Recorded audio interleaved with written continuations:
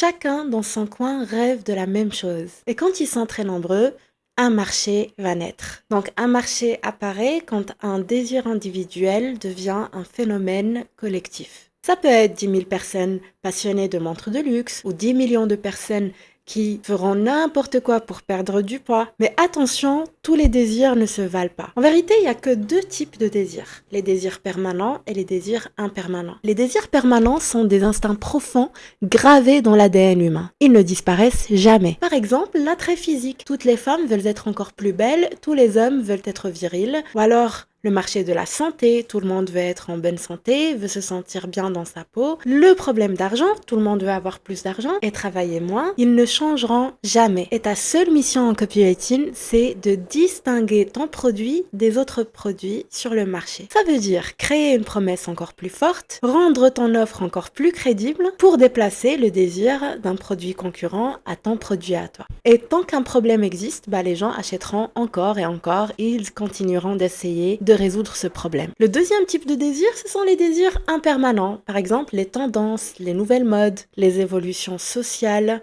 Ça, c'est très temporaire. Les gens voudront une chose un jour, puis une autre le deuxième jour. Par exemple, aujourd'hui, ils veulent une voiture surpuissante et demain, ils veulent de la sobriété énergétique. Ces désirs vont changer selon ce que portent les célébrités, les tendances sur les magazines de mode.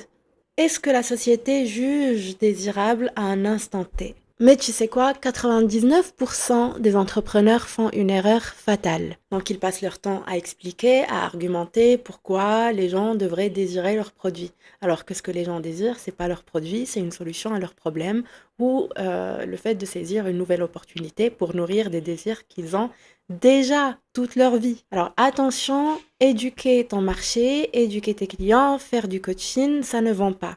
Ça fatigue, ça ralentit le cycle de l'achat, ça le rend encore plus lent et plus cher. Tu dois passer des heures et des heures à convaincre des gens qu'ils ont besoin de ton produit. Et quand tu fais ça, tu les pousses à hésiter au lieu de les pousser à l'action. Alors que dans la persuasion, on capte un désir déjà puissant, déjà présent, et on le dirige, on l'oriente vers ton produit. C'est comme ça que tu transformes 1 € de pub en 100, 200, voire 1 000 € rapidement et simplement grâce à la publicité. Donc retiens ça. La clé, c'est d'identifier le désir de la masse, alors le désir le plus urgent, le plus puissant et le plus présent dans leur esprit. Si c'est un désir permanent, rends ton produit encore plus désirable, encore plus incontournable que celui de ton concurrent. Et si c'est un désir impermanent, il va falloir que tu attrapes la vague avant tout le monde. C'était Zara H dans Impact Copywriting. Abonne-toi pour plus de pépites.